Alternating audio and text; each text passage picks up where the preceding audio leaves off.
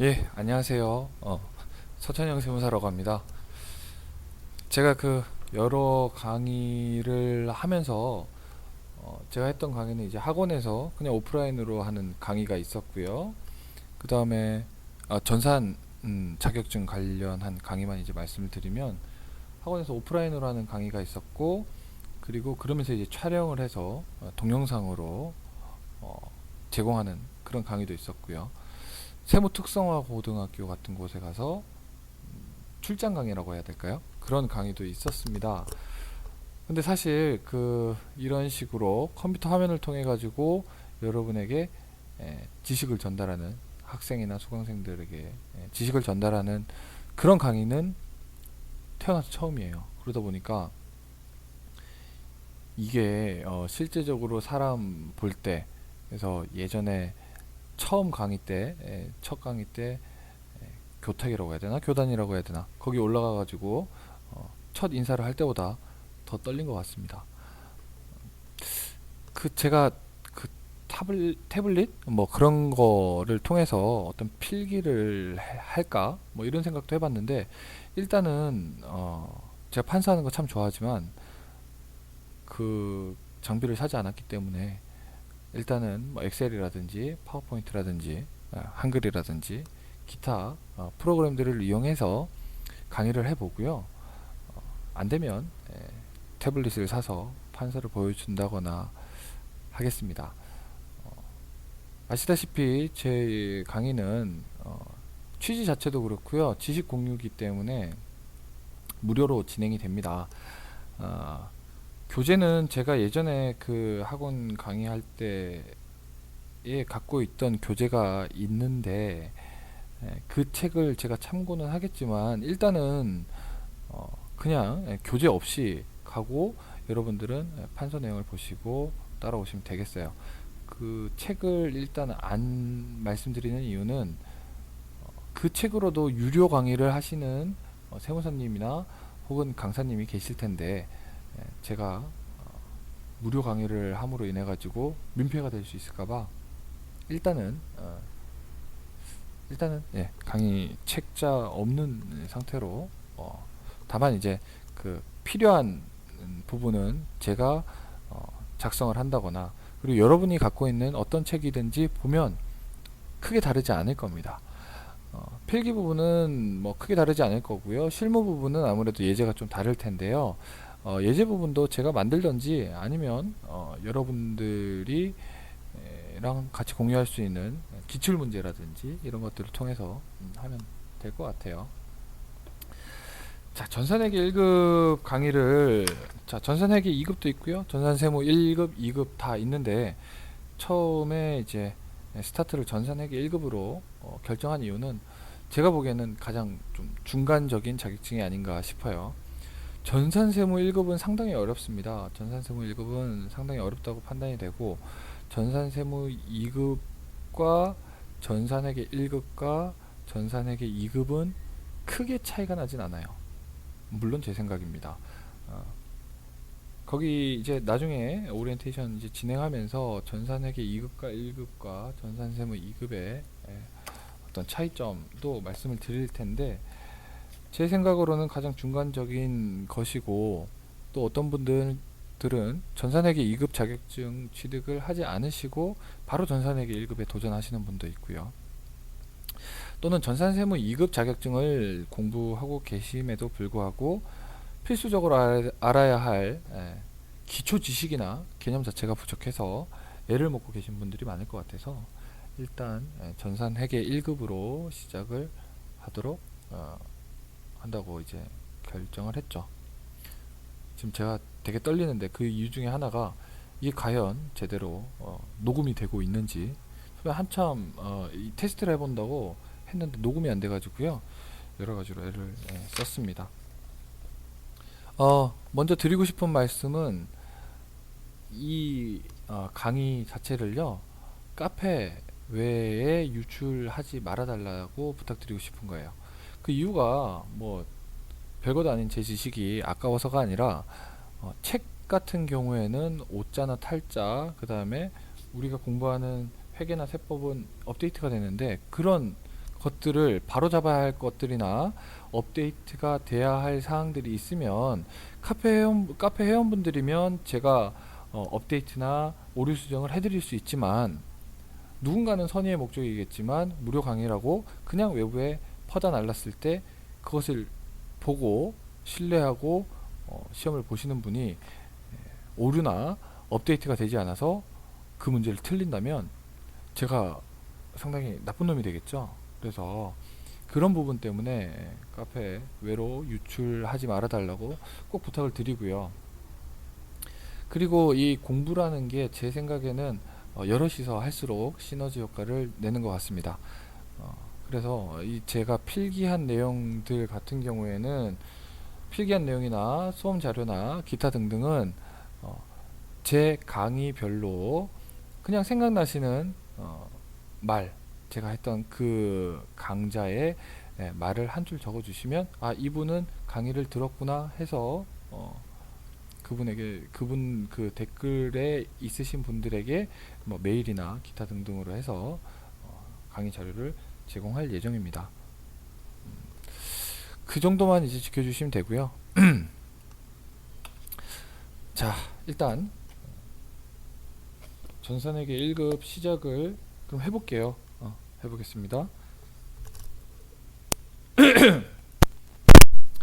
자, 제가 대학교 1학년 때에 회계 원리라는 과목을 처음 들을 때 그 책 제일 앞머리에 있었던 말이 있는데 아직도 너무 기억에 남아요. 회계란 기업의 땡땡이다 라고 적혀져 있었습니다. 여러분은 이게 뭐라고 생각하세요? 이 땡땡이. 이 땡땡을 알게 되면 그 보통 책에 있는 재무회계 이론적 기초라는 그런 부분을 이해하기가 상당히 쉬워집니다. 옛날에 사람들이 어떤 사람들이 잘 먹고 잘 살았는지를 한번 생각해 볼게요.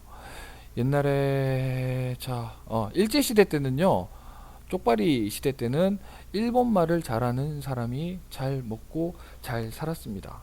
그리고 청나라 때는요, 중국말을 잘하는 사람이 잘 먹고 잘 살았고요.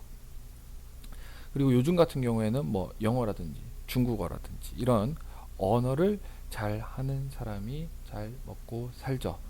회계란 기업의 언어이다 라고 정의가 되어 있습니다. 이거를 알게 되면 많은 것들이 이제 달라질 거예요. 자, 회계란 기업의 언어다. 즉, 기업의 어떤 정보나 뜻하고자 하는 바를 말할 때 전달하는 언어의 수단이 회계라는 거죠. 가만히 보면 돈을 잘 버는, 현대 돈을 잘 버는 영어를 잘하는 사람들, 중국어를 잘하는 사람들 뿐만 아니라 변호사는 법이란 언어를 잘 하는 사람이고요. 의사는 우리 신체 언어를 잘 아는 사람이고요. 회계사, 세무사, 그리고 여러분들은 회계라는 어떤 기업의 언어를 잘 하시는 분이에요. 그런데 그 언어라는 것은 가장 쓰임이 많이 이루어지는 언어를 갖는 것이 사실 경쟁력이죠. 그래서 우리는 과테말라어를 공부하지 않고 사람들이 많이 쓰는 영어를 공부하는 거죠. 그렇죠? 마찬가지로 우리 사회에서 떼놓을 수 없는, 우리가 사회생활을 하고 경제생활을 하는 데 있어서 떼어놓을 수 없는 것이 기업이고 경제인데, 기업과 경제의 언어가 바로 회계이기 때문에 여러분들이 전산회계, 전산세무를 준비하시는 분들은 어떤 강력한 언어의 무기를 갖게 된다라고 생각을 하시고 사명감을 갖고 자신감을 갖고 공부를 하시면 되겠어요. 자, 회계란 기업의 언어다라고 제가 말씀을 드렸는데, 그 언어를 공부하는 방법이 여러 가지가 있어요. 저는 예전에 자꾸 쓸데없는 소리만 하는 건 아니니까요. 쭉 들어보세요. 자, 예전에 영어를 잘 하고 싶었어요. 그래서 그 영어 공부를 하기 위해서 도서관에 가가지고 보캐블러리 책을 사가지고요, 단어를 외우기 시작했습니다. 단어를 주구장창 외워가지고 토익 시험을 봤는데 토익 점수는 어느 정도는 올랐지만 잘 나오지 않았고요. 게다가 뭐 이태원이든 어디든 외국인을 만나면 정말 한마디도 못하겠는 거예요. 근데 제 친구는 도서관에 코빼기도 안 비치던 친구가 외국 사람을 만나면 자기가 하고 싶은 말을 어떻게든 하고요. 또 토익도 잘 보고 그래요. 그래서 제가 그 친구한테 물어봤죠. 어떻게 너는 그렇게 영어를 잘 하느냐? 그랬더니 그 친구의 답변은 간단했습니다. 나 작년에 어학연수 다녀왔다고. 그 어학연수를 다녀온 사람을 이길 수가 없어요. 제 생각은 그래요. 언어라는 것은 어학연수를 다녀온 사람을 이길 수가 없어요. 그 개념과 마인드를 이해해야 그 언어를 정복하는 것이지, 그 마인드를 이해하지 못하면 결과적으로 언어에 대해서는 단어만 외우다가 끝나는 거거든요. 회계도 언어인데 여러분들이 여태까지 회계 공부를 어떻게 하셨는지 한번 생각해 보시기 바랍니다. 영어에 단어가 0단어가 있다면 회계의 단어는 계정 과목이에요. 계정 과목을 공부하기 위해서 외상매출금, 미지급금 이런 계정 과목 하나하나에 치우치기 시작하면요, 결과적으로 개념과 마인드가 생기지 않아서 회계란 건 늘지가 않아요. 그리고 제가 나중에 컨닝하는 방법도 말씀드리겠습니다. 컨닝이라는 것이 뭐 책을 몰래 본다거나 인터넷을 보는 게 아니라요, 우리 시험 문제 중에 여러 문제는 우리 K랩 속에 답 자체가 안에 있는 것도 있거든요. 뭐 어떤 그런 시험 보는 스킬 같은 것도 말씀을 드리겠지만, 어쨌든 간에 제가 드리고자 하는 말은, 그 회계란 것을 공부할 때는 개념이라든지 마인드를 잘 잡아야 돼요. 여태까지 이런 식으로 설명한 강사님이 잘 안 계시죠. 어쨌든 마인드를 잘 잡는 것이 중요합니다. 그런데 회계라는 언어를 하기 위해서 여러분들은 어학연수를 갈 수가 없어요. 어학연수와 회계라는 나라가 없죠. 그래서 그런 어학연수의 개념으로 학원에 가고 또는 이런 인터넷 강의를 듣는 겁니다. 됐죠? 책에 보시면, 그러니까 아무 책이나 보세요. 책에 보시면 회계 개념이나 목적을 말하는데요, 결과적으로는 회계 정보 이용자들에게 경제적 의사결정에 유용한 정보를 제공하는 것이다 라는 것은 결과적으로 무언가를 알린다라는 얘기예요. 그래서 회계는 사업주 또는 회사, 기업체 등 어떤 경제 주체의 상황에 대한 정보를 제공하는 것이 회계의 목적이죠. 그런 언어로서 생각을 하게 된다면, 자, 여러분이 사람들에게 자기의 뜻한 바를 말할 때 두 가지 방식으로 말을 할 수가 있어요. 하나는 문법적으로도 맞고 억양도 맞는 표준어로서 전달하는 방법이 있고요. 그리고 뭐 사투리를 처음부터 안 쓰신 분도 계시겠지만, 저처럼 촌놈들은 촌에 가면 사투리로 얘기를 해요. 그게 더 빠를 때가 있거든요. 그래서 아나운서가, 뭐 지방에서, 지방 출신의 아나운서가 뉴스에서 대중들에게 뉴스를 알릴 때는 당연히 표준말로 해야 합니다. 표준 언어로 해야 하고요. 그렇지만 추석이나 설날이나 뭐 집에 내려가서 얘기를 할 때는 표준어로 얘기를 하지 않습니다. 그게 뭐 친구나 엄마가 때려서 그런 것이 아니라 그게 더 쉽게 빨리 전달되는 거예요. 엄마, 나 뭐 밥 좀 주세요 라고 표준어로 굳이 하지 않아도 엄마 밥 좀, 뭐 이렇게 사투리로 줄여서 이런 식으로 내부적으로 이해될 수 있는 말이면 그렇게 할 수가 있죠. 그런 표준어적인 언어를요, 재무회계라고 하고, 사투리적으로 이해관계가 똑같으면 그 내부에서 빨리빨리 전달되는 그런 언어들을 관리회계라고 합니다. 자, 저 또는 기업에 대해서 어떤 회계라는 언어를 통해서 정보를 제공받고자 하는 사람은 여러 사람이 있을 수가 있어요. 첫 번째, 경영자 자신이 얼마를 벌었는지, 앞으로 얼마를 벌 건지 등이 궁금한 경영자가 있을 수 있고요. 내가 이 회사로부터 계속 급여를 받아갈 수 있을지, 또는 성과급이 오를지 내려갈지를 궁금해하는 종업원도 있을 수 있고요. 그 다음에 이 회사에 투자를 한 주주들도 있고요. 돈을 빌려준 사람도 있고요. 세금을 기다리고 있는 국세청도 있고요. 그죠? 그런데 아까 구분하듯이 내부적인 경영자나 종업원들은 내부적으로 같은 이해관계를 갖고 있으니까 사투리를 써서라도 빨리 전달하고 빨리 의사결정하고 하는 것이 중요하니까요. 관리회계적인 측면의 정보 이용자가 되는 것이고요. 바깥 사람들은 뉴스를 듣는 것처럼 공정하고 정확한 정보를 들으려면 표준어로 해야 되는데 그 표준적인 언어가 회계 언어가 재무회계가 되는 거예요. 자, 그리고요 이제 다른 얘기를 하기보다 여러분들이 어머니들이 쉽게 그 어떤 가계부를 쓰시는 것을 볼 수가 있죠. 가계부는 회계일까요, 아닐까요? 그리고 여러분들이 공부하는 것들은 회계였을까요, 아닐까요? 구분이 될까요, 안 될까요? 자, 일단 가계부를 쓸 때는요, 어머니들은 이렇게요. 아버지한테 월급을 받아서 내가 생활비를 200만 원을 받았다. 그죠? 이게 200만 원인가? 200만 원을 받았다. 플러스 200만 원 이렇게 해놓고요. 그 다음에 식대로 뭐 100만 원이 나갔다. 120만 원 할게요. 120만 원이 나갔다. 120만 원이 나갔다. 그 다음에 또 뭘로 할까요? 애들 학원비로 30만 원이 나갔다. 30만 원이 나갔다. 그래서 결과적으로 남아있는 돈은 50만 원이다. 이런 가계부를 쓰시거든요. 그런데 보면 이것은 다 한 줄로 써요. 한 줄로 쓰기 때문에 이런 것들을 단식북이라고 해요.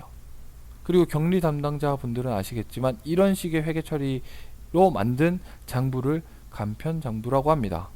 그런데요, 나중에 제가 회계 개념이나 철학에 대해서 계속적으로 얘기를 할 거지만 우리는 이렇게 한 줄로 적으면 안 된다고 해요. 복식부기는요, 복식부기로 작성을 하라고 하는데 복식부기를 어렵게 생각하시지 말고요. 복식부기는 이유의 두 줄 회계 처리다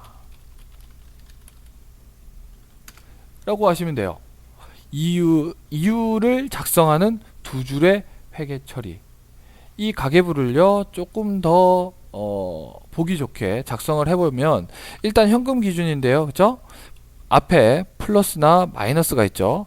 플러스가 된 것들은 왼쪽에 적고요, 마이너스가 된 것들은 오른쪽에 적습니다.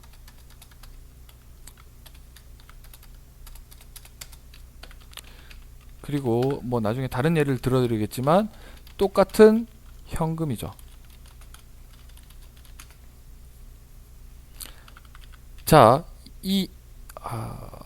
진표가 없으니까 보기가 힘드네요. 그리고요, 이제 복식부기는 두 줄 회계 처리라고 했어요. 두 줄 회계 처리인데 이유를 적으라고 했어요. 이유를 적어라. 그래서 이 현금 200만 원이 생겼는데 플러스가 됐는데 플러스가 돼서 왼쪽에 적었는데 그 이유는 반대편에 적는 거예요. 뭐 때문에 생겼냐? 우리 남편이 줬다 또는 수익이다 뭐 기타 등등의 개정 과목은 일단 중요하지 않으니까 수익이 있는데 똑같은 금액을 똑같이 적어주죠. 결과적으로는 현금 200만 원이 발생했는데 그 이유는 수익 200만 원이다. 자, 그 다음 현금 120만 원이 나갔기 때문에 오른쪽에 적어줬고요. 그 이유가 식대다. 똑같은 금액을 적어줍니다. 그리고 학원비가 나갔다. 뭐 교육비라고 할까요? 교육비 30만 원이 되는 거죠. 이런 식으로 복식부기란 것은 딴 것이 있는 것이 아니라 이유를 적는 두 줄의 회계 처리고 이유를 적을 때 마찬가지로 금액을 한 번 더 적어줍니다.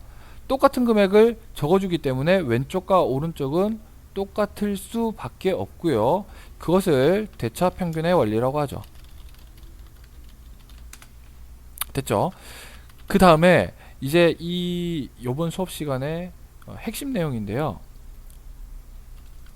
붕괴가 사실 전산회계 1급 같은 경우에는 이론 30점, 실기 70점 이렇게 돼 있죠. 그런데 실기에서 다음에 이제 이건 따로 오리엔테이션을 또 하긴 해야 될 것 같은데요. 실기 문제나 필기 문제나 정형화 돼 있어요. 나오는 게 똑같이 나오고요. 안 나오는 건 절대 안 나와요. 그래서 사실 다른 학원 강의는 쓸데없는 농담도 하고 여러 가지 내용도 있고 쉬는 시간도 있고 하면 거의 전산회계 1급에 60시간을 투자하지만요. 제 강의는 한 30시간 이내로 끝낼 겁니다. 그 이유는 뭐 이제 쓸데없는 얘기도 안 하려고 하고 뭐 기타 등등 이유가 있는데 어쨌든 그 안에서 충분하게 되니까 필기, 실기에서 나오는 문제는 항상 똑같이 나오는데 가장 많은 비중을 차지하는 것이요. 분계예요, 분계. 분계가 가장 많은 부분을 차지하고요. 일반 전편이 뭐니? 뭐 결산, 오류도 다 분계죠. 새로 분계해봐라는 거. 결산 분계해봐라. 그런 식으로 분계가 가장 큰 부분을 차지하고 있기 때문에 분계가 가장 중요한데 그 분계는 이제 개념 과목별로 점점 공부를 해 나가시겠고 개념 자체도 제가 추가적으로 잡아드리겠지만 이 분계가 왜 손익계산서가 되고 왜 재무상태표가 되고 하는 회계 흐름을 아직까지도 이해 못하신 분들이 대부분일 거예요. 아마 전산세무 2급을 딴 학생도 마찬가지고요. 뭐 여러가지 전산세무 1급을 딴 학생도 이 회계 원리적인 측면을 모르는데 그거를 상당히 간단하게 설명을 드릴게요. 어떤 회사가 있다고 가정을 하겠습니다. 이 회사가 뭘 만드는 회사를 할까요? 제 옆에 있는 계산기를 만들어 파는 회사랍니다. 사장님이 이 회사를 설립하기 위해서 자본금 주식을 발행해서 자본금을 모아서 현금 100만원을 100만원 너무 작다. 현금 100만원을 갖고 시작을 하는 거예요. 그랬을 때 자, 현금 100만원을 알아도 좋고요. 자본금을 알아도 좋고요. 아직까지는 모르셔도 좋습니다. 어쨌든 간에 차변이든 대변이든 한쪽은 적어야 되고 그것은 차차 알아나가는 과정이에요. 현금 이쪽에 할까? 현금 100만원 현금 100만원이 생겼어요. 현금 100만원이 생겼어요. 나중에 말씀드리겠지만 자산이란 엿 바꾸어 먹을 수 있는 것. 상당히 웃긴 얘기를 하죠. 자산은 물론 과거 사건이나 거래 결과로 현재 기업이 통제하고 있는 미래 현금 유입할 수 있는 권리 같은 것들을 말하는 정의가 있어요. 그런데 그렇게 어렵게 생각하지 않더라도 지금은 엿바꿔 먹을 수 있는 것이라고 생각해도 충분히 자산에 대한 개념이 설 수 있어요. 엿장수에게 물론 그 엿장수는 상당히 스마트해야 되는 사람이죠. 외상 매출 채권을 갖다 줬더니 종이니까 100만원짜리 적혀 있는 걸 갖다 줬는데 종이니까 뭐 10원 이렇게 하는 그런 사람이 아니라 상당히 스마트한 사람이라서 현금 100만원을 줘도 당연히 엿을 주겠죠. 그렇죠? 그리고 우리 자동차 같은 뭐 유형자산이라든지 비품이라든지 그런 것들을 갖다 줘도 엿을 바꿔 먹을 수 있는 거죠. 그죠? 물론 나중에 공부를 해보신 분이면 뭐 아시겠지만 엿을 바꾸어 먹는데 가장 좋은 것은 현금이죠. 현금과 가장 가까운 것을 유동성이라고 하고 유동성 배열법이라는 것도 있는데 어쨌든 그것까지는 몰라도 되고 일단 자산의 정의도 구체적으로 모르고 지금은 자산은 엿바꾸어 먹을 수 있는 것이 자산인가 보다 라고 하나의 기준만 잡아 놓겠습니다. 자, 현금 100만원을 생겼는데 그 이유가 창업주의 그 회사 사장님이자 최대 주주의 자본금이란 얘기예요. 똑같은 금액을 적어준다고 했어요. 왜? 대차평균의 원리 때문이라고 했죠. 자, 이 사장님이 계산기를 만들어서 팔고 싶어요. 그랬는데 계산기를 만들려면 일단 플라스틱이 있어야 될 것 같아요. 그래서 플라스틱을 사옵니다. 자, 플라스틱을 5만원어치 사왔어요. 그런데 플라스틱을 사오면서 현금을 5만원 줬죠. 자, 여러분들 이유를 왼쪽에 적어야 할지 오른쪽에 적어야 할지 상관없어요. 현금 5만원이 나간 이유가 플라스틱 5만원어치를 구매했기 때문이고, 플라스틱 5만원어치를 구매했기 때문에 현금 5만원이 나갔죠. 어쨌든 이유의 회계 처리를 하게 되면 결과적으로는 무엇부터 쓰든 상관이 없어요. 자, 플라스틱 5만원어치를 샀고요. 자기가 만들려고 하니까 너무 귀찮은 거예요. 그래서 김씨 아저씨를 급여를 주고 고용을 했습니다. 급여는 월마다 30만원씩 준다고 하네요. 그리고 이 급여를 나중에 준다라고 합니다. 나중에 지급. 나중에 지급하기로 한 어떤 채무 개념을 나중에 지급하기로 한 30만원이 있어요. 자, 그 다음 이 김씨 아저씨가 플라스틱 가지고 일을 하려고 했는데요. 눈이 너무 침침해 가지고 안 되겠다는 거예요. 그래서 사장님 전기 좀 넣어주세요. 너무 어두우니까 전기불 좀 넣어주세요 라고 해서 전기불을 전기를 끌어옵니다. 전기가 7만원 정도예요. 7만원 정도. 이만큼이 현금으로 나갔습니다. 됐어요. 그렇게 해가지고요. 자, 그렇게 해가지고, 자, 이 사람이 열심히, 김씨 아저씨가 전기불 밑에서 플라스틱만 가지고 열심히 만들어서 계산기를 만들어낸 겁니다. 계산기를 만들어내서 그 계산기를 판 거예요. 이제 계산기를 파는데요. 계산기 하나의 가격은 60만원으로 할게요.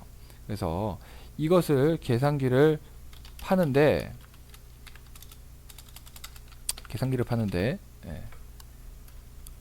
현금으로 받았다고 할게요. 일단은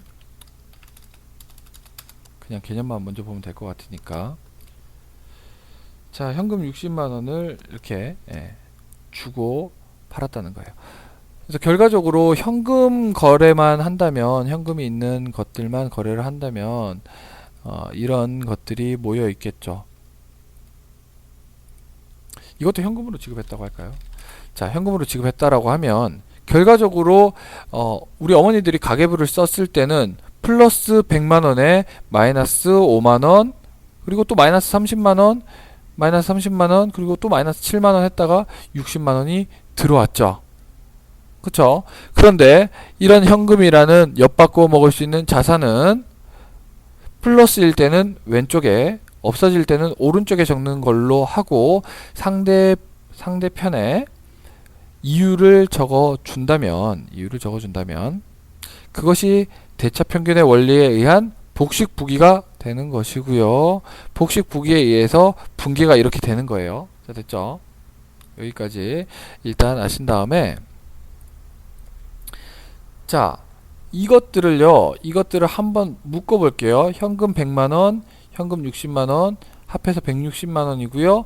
오른쪽에 있는 5만원, 30만원, 7만원을 빼는 거. 자, 현금 잔액을 모을게요. 자, 는 100만원 빼기 더하기 60만원 빼기 5만원 빼기 30만원 빼기 7만원.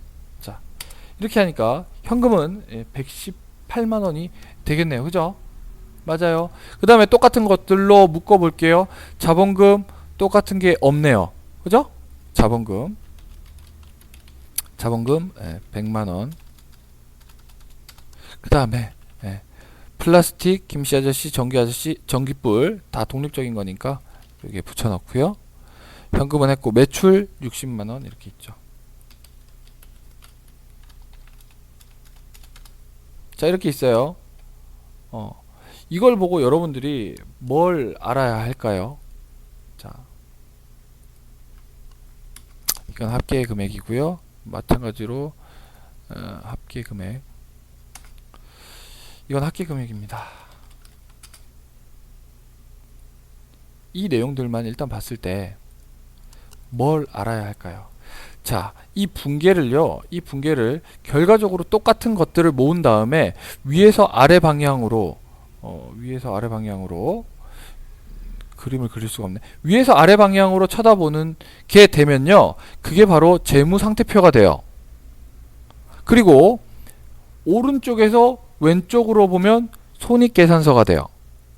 아니 어떻게 그렇습니까? 지금 보니까 그냥 이런 식인데, 그것을 판단하기 위해서는 추가적으로 뭘 알아야 되냐면요, 수익과 비용이 어떤 것들이 있는 것들인지 확인을 해야 돼요. 그래서 지금 이게 수익이고요, 이게 비용인데, 수익과 비용 항목을 오른쪽에서 왼쪽으로 보면 어떻게 돼요? 자, 오른쪽에서 보면 매출이 60만원이 있고요.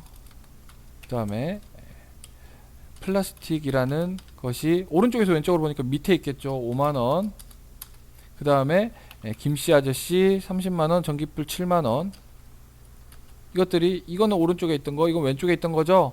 그래서 빼주면요, 60에서 42만원을 빼주면 18만원이라는 손익계산서가 나오는 거예요. 이게 손익계산서입니다. 이해돼요?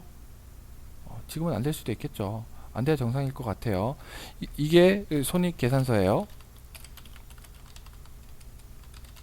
그 다음에 위에서 아래로 봤을 때 118만원과 나머지 자본금 100만원이 재무상태표라고요. 근데 이 재무상태표에 차대변이 맞지 않죠? 그 이유는 이 집합손익을 결산분계해서 이쪽으로 넣어주지 않는 결산대체분계를 아직 안 해서 그래요. 이 18만원이 이쪽으로 들어오면은 마찬가지로 118만원, 100만원, 이익잉여금 18만원에서 차대변이 맞춰지는 재무상태표가 될 거예요. 이 부분만 따로 위에서 아래로 봤을 때 수익비용은 빼고요. 아래로 봤을 때 얘기가 왜 130만원이지? 이 부분이 재무상태표가 되는 거예요. 그래서 분계를 해놓고 어떻게 시산표를 만들고 뭐 이런 것들을 일일이 알려고 하면 상당히 머리가 아파요. 외우려고 하니까 당연히 안 외워지죠. 다만 분계를 하면서 여러분들이 분계를 쭉 한 다음에 수익 비용 항목만 추가적으로 구분이 된다면 그것을 별도로 해서 빼놓고요, 위에서 아래로 보면 재무상태표가 되고 오른쪽에서 왼쪽으로 보면 손익계산서가 된다라는 그런 개념을 알고 계셔야 나중에 이게 왜 분계로서 재무상태표가 나오고 손익계산서가 나오는구나 라는 것을 알고 이해하시기가 쉬워요. 그래서 이 얘기를 한 이유는요, 사실 그 김씨 아저씨라는 거는 뭐 급여가 되겠죠. 그 다음에 전기불은 뭐가 될까요? 뭐 전력비? 전력비 등이 될 거고요. 플라스틱은 원재료가 돼요. 그래서 만약에 이게 제조기업이면은 또 원가액의 부분도 있지만, 그런 어떤 계정 과목이나 세부적인 것에 치우치지 않고 그냥 제가 말하는 거는 원래라면 한 줄로 써도 되는데 자산 기준으로 해가지고 플러스가 되는 거는 왼쪽에 적어주고 마이너스가 되는 것은 오른쪽에 적어주고, 그리고 나머지 반대편에 있는 것들을 이유를 적어주고 똑같은 금액을 적어주면 그것이 분계구나. 그 분계를 통해서 위에서 아래로 이렇게 보면은 재무상태표가 나오고 오른쪽에서 왼쪽으로 이렇게 보면은 손익계산서가 나오는구나 정도를 그냥 감만 잡고 계시면 앞으로 강의 들을 때 상당히 편하실 거예요. 제가 오늘 작정하고 지금 어렵게 말해요. 이유는요, 첫 수업을 하는데 사실 저도 부담감도 많이 되고요 해서 너무 많은 분들이 듣는 것보다는 어떻게 보면 소수 정예로 듣는 것이 더 좋을 수도 있다라는 생각 때문에 제가 이런 개념으로 접근을 한다라는 것을 이해하고 어렵지만 따라와줄 학생이면 좋을 것 같아서 일단은 좀 어렵게 말했어요.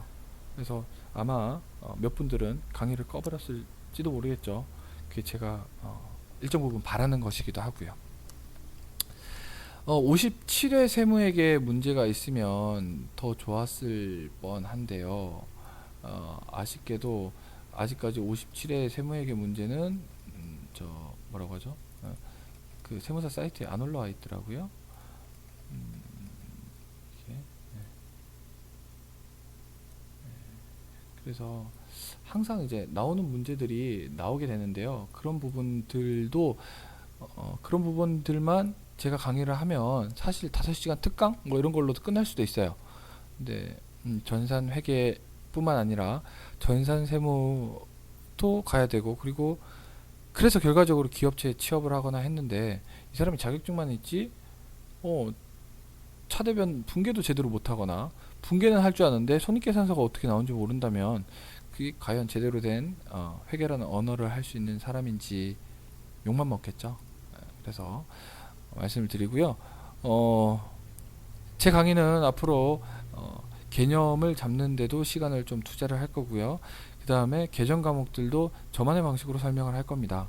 그래서 잘 맞으신 분들에게는 아주 좋은 강의가 될 것이고, 잘 맞지 않는 소리는 쟤는 왜 회계에 자꾸 언어 얘기를 하고 철학 얘기를 하고, 철학이라고 하는 게 별게 없어요.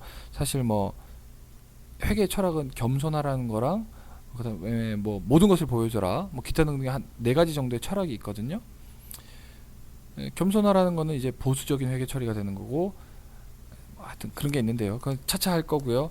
그런 식으로 철학적이고 언어적인 개념을 접근이 재밌으시면 저랑 같이 가는데 수월하실 거고요. 그게 아니면 뭐 아마 이상한 소리를 하는 세무사가 될 것 같아요. 이런 문제에서도 1번 같은 경우에 아직 진도가 안 나갔으니까 그런 지금 설명드릴 건 없고요. 2번 같은 문제 같은 경우에 이런 거를 실기 문제라고 생각하시는데, 이 문제는요 답이 나와 있어요. 이걸 몰라도 답이 바로 나와 있진 않구나. 뭘 말해 드리고 싶냐면 K랩이 있죠. K랩이 있는데요. 이건 전산세무 1급인데 어쨌든 기초정보 등록에 보면은 계정과목 및 적요 등록이라고 있어요. 열어보시면 이런 창이 뜨는데요. 웃긴 게 이런 창을 활용을 안 하시는 분들이 있어요. 57회 같은 경우에 뭐가 나왔냐면은 다음 중 카테고리가 다른 것은 이런 게 나왔거든요. 그거를 물론 알고 그냥 바로 풀면 되죠. 그런데 그게 무슨 문제였냐면, 하나는 이자 비용, 외환 차손, 기부금, 그 다음에 소모품비 이렇게 해가지고 보기가 1, 2, 3, 4 돼 있고, 다음 중 카테고리가 다른 것은 찾아보면 되잖아요. 계정 과목 및 적요 등록 켜신 다음에 이자 비용 검색해보고, 검색하는 건 컨트롤 F로 하시면 돼요. 검색하기 위해서 이자 비용 찾아보고, 이자 비용은 여기 있구나, 영업의 비용이네. 그 다음에 외환 차손 있었어요. 그때 외환 차손 영업의 비용이네, 이렇게 하시면 된단 말이에요. 그리고 소모품비는 500번대 또는 800번대 등등이구나, 아니구나, 이렇게 찾아내시면 되는데 그걸 틀리시더란 얘기예요.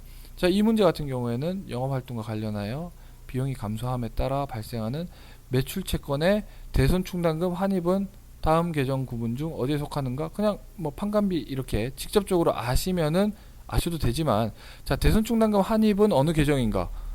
여기서 찾아봐도 돼요. 대손충당금, 이게 2개구나. 자, 대손충당금 하면 일단 851번 800번 때는 뭐로 돼 있죠? 판매비와 관리비. 800번 때는 판매비와 관리비에 대손충당금이 있고요. 그 다음에 다음은 900번 때 900번 때 영업의 수익에 있죠. 그래서 이거 같은 경우에는, 자, 답이 보기가 3, 4번은 절대 아니고요. 판관비 아니면 영업의 수익인데 헷갈릴 수는 있겠죠. 그러면 이제 뭐 공부한 사람들은 1번을 맞출 때고 재수 없는 사람들은 2번을 찍어서 틀릴 텐데, 이렇게 그러니까 컨닝 가능한 문제들도 상당히 많아요. 컨닝 가능한 문제들도 상당히 많고요. 맨날 나오는 문제도 있어요. 그래서 이론 문제에 대한 오리엔테이션을 잠깐 하자면, 이론 문제는 15문제인데요. 그 중에 100% 나오는 문제는 3문제고요.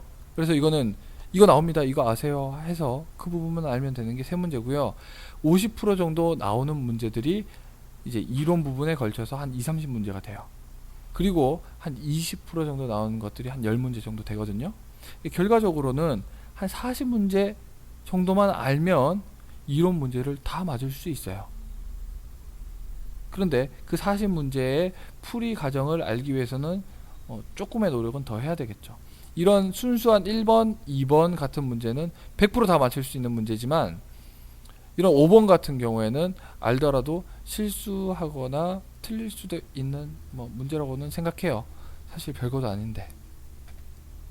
자, 그래서 제가 말하는 어떤 그 방식 자체가 낯설 수도 있습니다. 자산은 뭐 다른 강사님들은 과거의 거래나 사건의 결과로 인해 현재 기업이 통제하고 보유하고 있는 미래 경제적 효익의 유입, 권리 뭐 이렇게 말씀을 하는데 그게 맞죠? 그게 맞는 말이에요. 그런데 일단 기본적으로 자산이란 엿 바꿔 먹을 수 있는 것. 그래서 냉장고 엿 바꿔 먹을 수 있습니까? 있어요.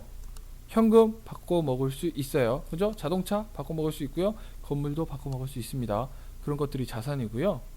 자, 엿 바꿔 먹을 수 없는 것 어떤 게 있을까요? 뭐 빚, 그죠? 미지급금, 미지급 비용 이런 것들 갖다 주면은 안 되겠죠. 이거 돈 줘야 되는 건데. 음? 외상 매출금 갖다 주면 현명한 엿장수는 이게 현금화 되는 것이구나 알아서 엿 바꿔 먹을 수 있는 거죠. 그래서 이런 식의 설명을 드릴 건데 여러분이랑 얼마나 맞을지 모르겠어요. 지금 제가 오늘 설명한 거는 오리엔테이션 으로 해서 상당히 어렵게 진행을 하려고 하는 의도도 있었고 결과적으로 가르쳐 드린 건 몇 개 없어요. 복식부기란 무엇인가? 회계란 기업의 언어고 표준어라는 개념으로 재무회계가 있고 사투리란 개념으로 관리회계가 있다. 그죠? 그 다음에 복식부기 옛날 어머님들은 단식부기 한 줄 회계 처리를 하고 그런 것들을 장부로 만들면 간편장부라고 하고요. 우리는 복식부기를 해야 되고 단식부기에 있는 것들을 쪼개서 증가는 왼쪽에 감소는 오른쪽에 적은 다음에 상대편에 이유를 적어주면 그것이 두 줄 회계 처리가 되고 복식부기가 되며 같은 금액을 적어줘야 하는 것이 대차평균의 원리의 기본이다. 그죠?